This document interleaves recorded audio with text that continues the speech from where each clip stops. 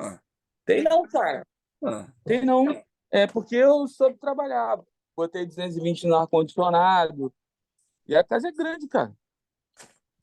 Não, casa de burguês Mas com ar-condicionado, irmão. Eu moro na Baixada. Ar-condicionado aqui é é só o de quê? É o mosquito. quê? Mosquito Tu fica tem aqui, um ó. ar-condicionado, fala a verdade. Tu é funcionário público, concursado, tem Pessoa 3 matérias. desapegada, rapaz. Pô, Pessoa humilde, professor. Ó.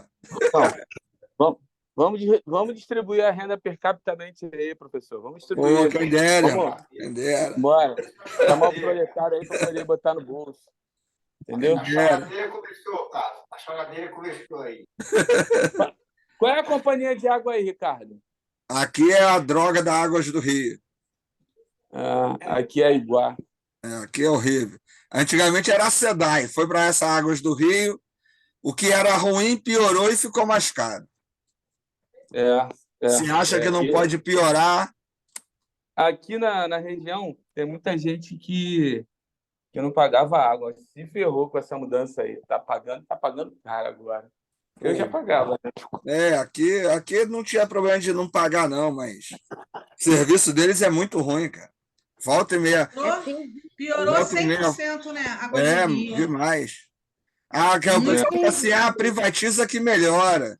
Cara, Cara, A água tá saloba, não tem, a a água qualidade não vem piorou. limpa, nem um dia a água vem limpa, não vem É clara. olha não que muito vem... loucura, né? complicado. É mais perto do Guandu do que aqui é uma loucura, irmão. É difícil. Mas Mas vamos é lá. Vamos verdade. deixar a política de lado. Não, agora deixa eu falar, Ai, professor. meu Deus. Trabalha na A água água do do Rio, não, né, Rio, Vânia? olha Vai só. defender. Meu Deus. Águas do Rio, aqui em casa, aqui no bairro, só cai água na minha rua. Ah, Terça, quinta e sábado. aí. Quando cai? E ainda precisa de serviço de manobra. Se o manobreiro não vier, a gente fica sem água. É isso Aí aí. agora, um detalhe agora, eles começaram a mandar uma conta no nome da minha filha. Então, assim, a conta vem no meu nome. Ah, E aí eles passaram uma conta no nome da minha filha, colocaram o CPF dela para o mesmo endereço, sem hidrômetro, e cobrando caro. é. Aí a Larissa está morando em Lumiar, Nova Friburgo. E aí ela virou para mim e falou assim, mãe, guarda, porque é só processo em cima. Né? E assim, teve ano passado, eles me cobraram uma conta de R$ 1.300. O valor que eu pagava na SEDA era 57, 58. É isso aí. Aí eu contestei, aí o rapaz falou assim, não, dona Vânia, tá certo sim, estou vendo aqui que está fora da curva, vou abrir a contestação. O que que aconteceu depois? Esse rapaz que abriu a contestação, puf, sumiu do sistema, Mataram eles ele. vieram aqui na minha... Não, o que ele contestou lá, Ah, diz a Águas do Rio que não tem essa contestação. Aí, na época, eu fiquei 2 meses em São Paulo. Quando eu voltei para casa, eles vieram para cortar minha água, porque eu não paguei a conta de R$ 1.300. Aí eu falei assim, mas eu entrei com contestação. E aí, enfim, o rapaz... Aí vieram uma equipe de ah, quatro caras, e aí eles me coagiram. Eles falaram, o cara falou assim para mim, olha, vou ser bem sincero com a senhora, se a senhora não assinar esse contrato hoje, de parcelamento de dívida, a senhora vai ficar sem água, a gente vai cortar sua água hoje. Então, o que que eu tive que fazer? Fui coagida, eu assinei, né, para pagar a tal conta, né, de R$ 1.300, largaram lá uma multa. Aqui na minha rua, poucos são os que pagam água, muita gente água clandestina, mas quem paga água está sendo prejudicado. é E complicado aí, mesmo. eu fiz depois um levantamento todo, a Águas do Rio está me devendo, porque estão tirando pela média, eles estão me devendo, até fevereiro desse ano, quando eu fiz as contas, R$ 3.000. Então, Não, assim, é uma empresa difícil. É, eu estou fazendo um relatório que é para... Eu vou colocar tudo isso, eu vou levar lá, para eles protocolar lá, e aí eu vou entrar com uma ação na justiça. é o caminho, não tem jeito. É a empresa muito ruim mesmo. Vamos lá, vamos lá. Para terminar e acabar a concessão da Águas do Rio. Ó, William Dilthey, né, e a hermenêutica das ciências humanas. Dilthey ampliou a aplicação da hermenêutica para as ciências humanas, argumentando que a compreensão das ações humanas requer uma abordagem interpretativa. Ele distinguiu entre as ciências naturais, que buscam explicar fenômenos, e as ciências humanas, que buscam compreender o significado das ações humanas. O que isso quer dizer? Nesse período, passou-se a levar em conta a sociologia, por exemplo, para tentar entender o texto bíblico. Como era a ideia do pobre no primeiro século, como que era a mulher no Antigo Testamento, como que era a criança, né? Era contada, não era contada, o papel do homem, a estrutura familiar, né? A política, a economia. Tem um livro, gente, que deixa eu só fechar aqui, deixa eu ver se eu acho aqui. Esse livro, ele é de um economista, eu acho que ele é coreano. Eu esqueci, eu tenho ele aqui, eu esqueci, falei dele, esqueci de separar. Calma aí, deixa eu ver se eu pego aqui.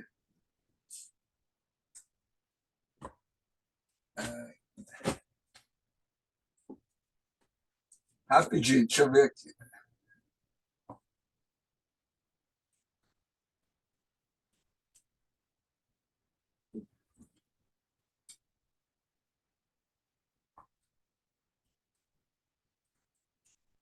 Agora aqui eu não vou achar assim, correndo, não.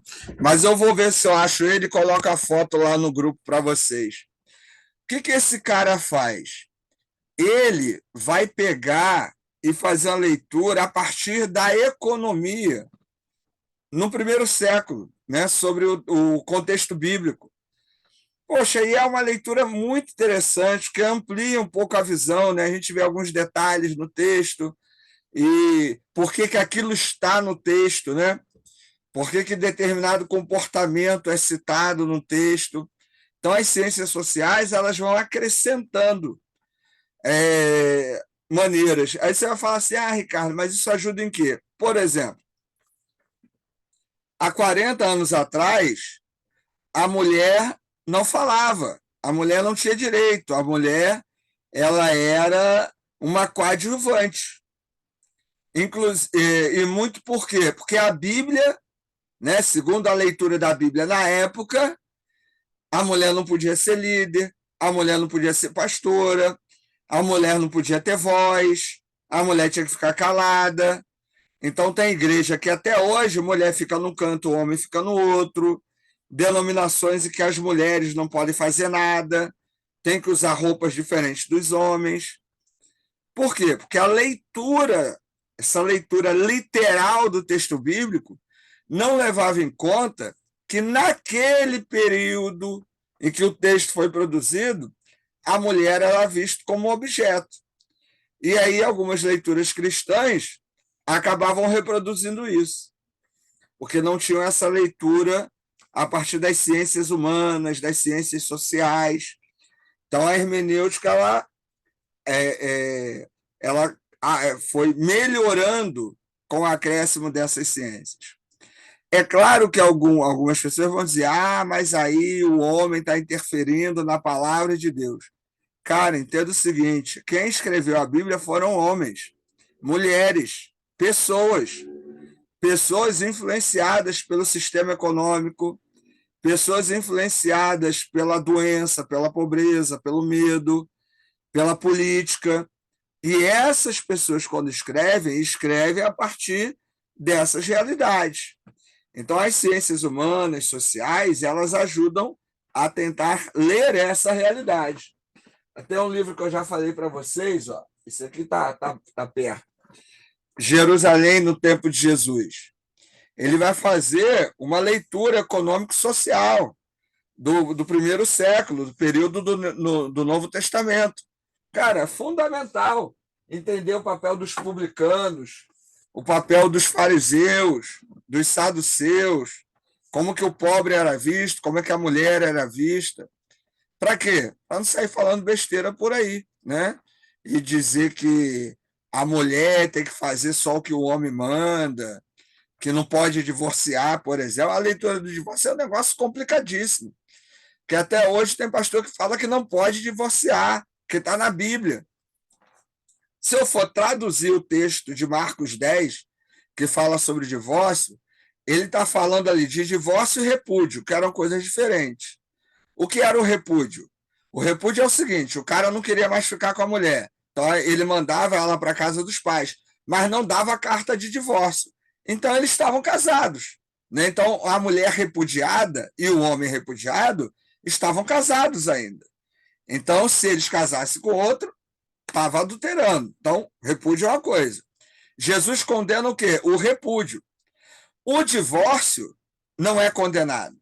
Aí alguns falam assim, só pode por adultério. O termo em grego que está ali não é adultério. É o termo, o grego, é qualquer ato que vá denegrir a humanidade ou a dignidade da pessoa. Então, o marido que bate na mulher, poxa, a esposa pode separar desse cara pelo texto bíblico? Pode, ué. Ela está apanhando desse canalha. Então, ela tem todo o direito. O marido vive embriagado. O marido não cuida da casa, né? Bate nos filhos. Mas ele nunca traiu, então não pode separar. Não tem nada a ver. Agora, a tradução em português e a visão da mulher como objeto atrapalham muito essa perspectiva do divórcio. Não estou dizendo que você tem que divorciar, não, tá? Não estou dizendo que tem que acabar casamento. Só estou dizendo que o que a maioria das pessoas falam, que a Bíblia não pode, que a Bíblia diz que não pode em relação ao divórcio, não é verdade. É uma leitura equivocada, superficial e dogmática do texto, sem levar em conta as questões sociais, políticas e que envolviam o processo de construção do texto ali. Então, por isso que a gente precisa levar em conta esses processos de leitura do texto bíblico, porque eles vão aprimorando, né, a nossa leitura. Ricardo, então pode divorciar? Falei, olha, eu não recomendo, não é o ideal, né?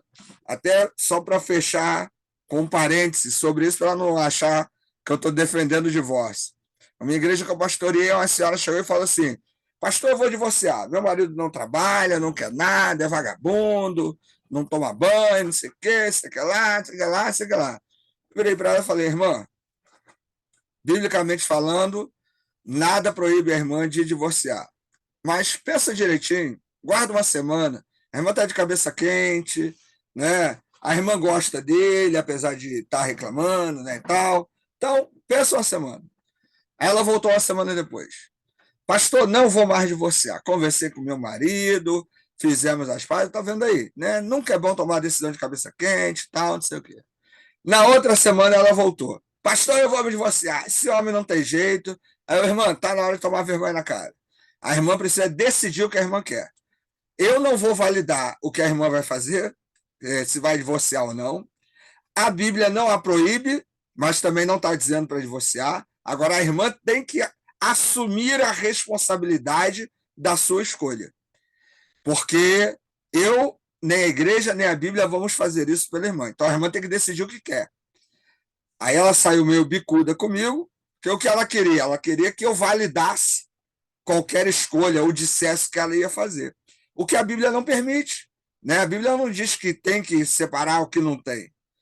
Então, a Bíblia está falando de uma situação específica, lá em Marcos, né? Numa época específica. Então, qual é a mensagem? A mensagem é, né, cuide do seu casamento, ponto. Se não der, adeus, separa. Mas quem decide isso?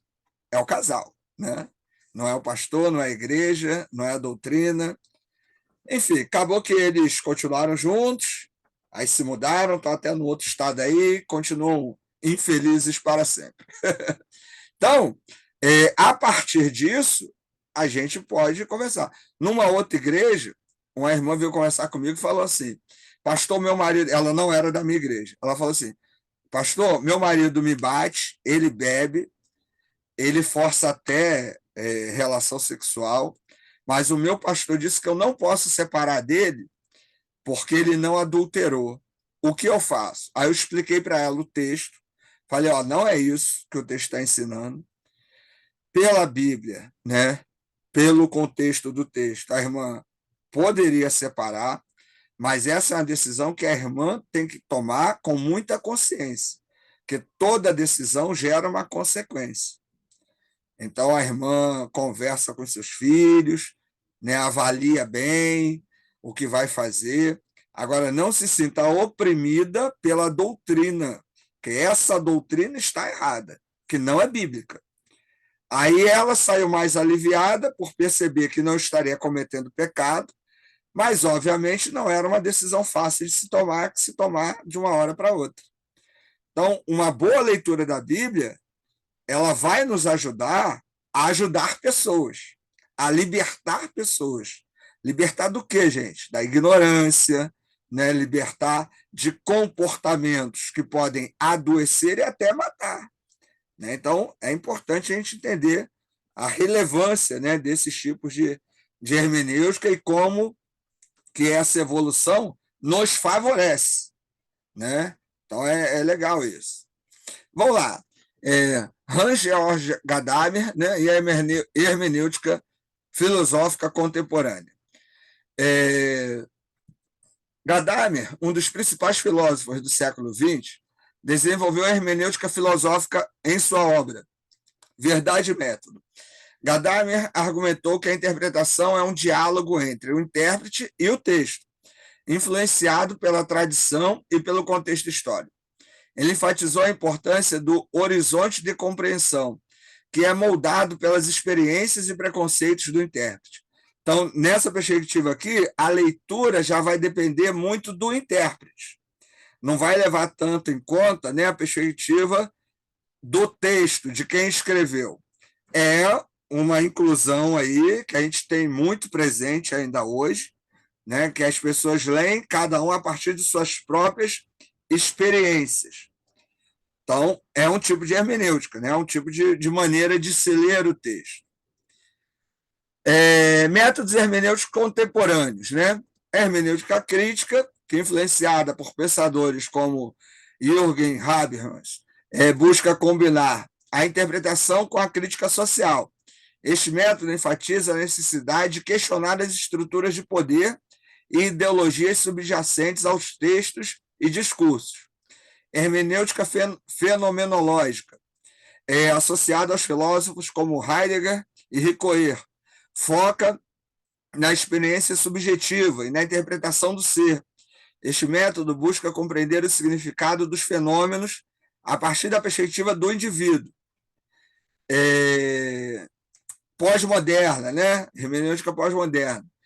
É influenciada por teóricos como Jacques Derrida, desafia as noções tradicionais de interpretação, enfatizando a multiplicidade de significados e a desconstrução dos textos. Esse método questiona a ideia de uma interpretação única e definitiva. Esse aqui faz parte do nosso período, né? Onde não existem mais verdades absolutas, cada um tem a sua verdade, então você tem uma certa liberdade na leitura do texto.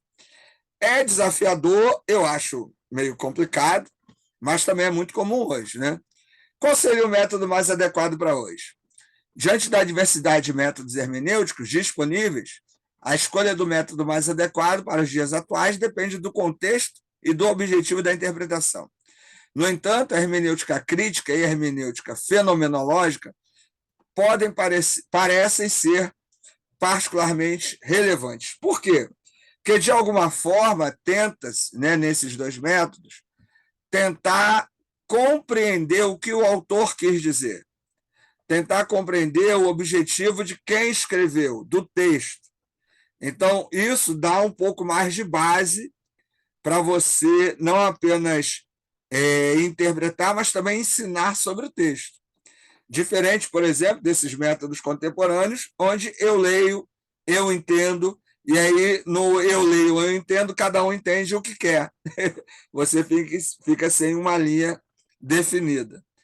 Então, gente, isso é um resumo, né, aí da história da hermenêutica, que a gente viu já em outro momento, está revendo com mais alguns detalhes. Por quê? É importante você entender que a maneira como você lê a Bíblia hoje, ela pertence a uma época, a um momento, ela é parte de um contexto social, econômico, histórico, político, e que daqui a 30 anos vai ser diferente.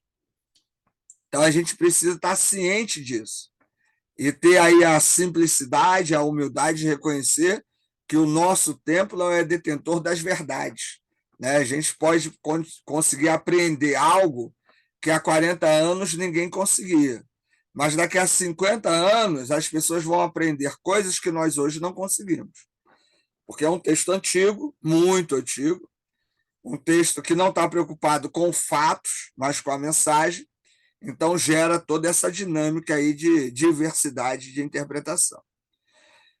Então é isso. Dúvidas, perguntas, reclamações? Acabou aí o nosso tempo aí. Alguém quer falar alguma coisa, perguntar?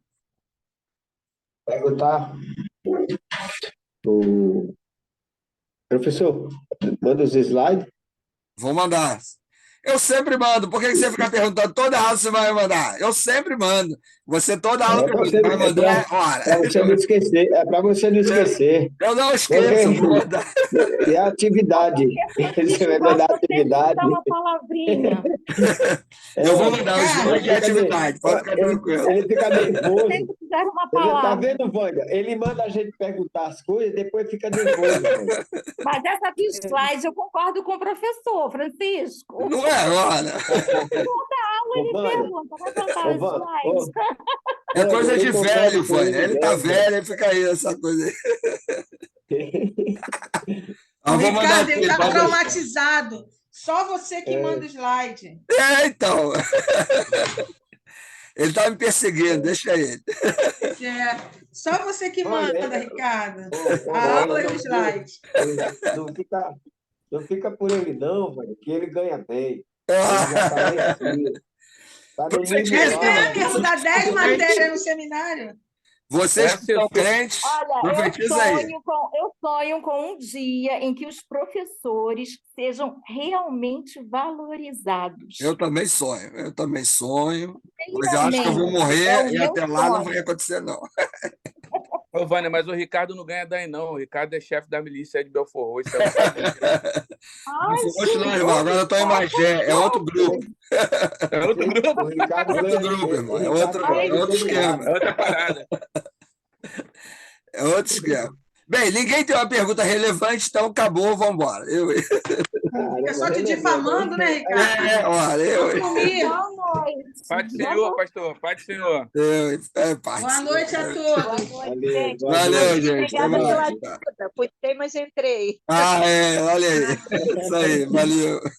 Tchau. Tchau. Tchau, gente. Boa noite. Valeu. Depois,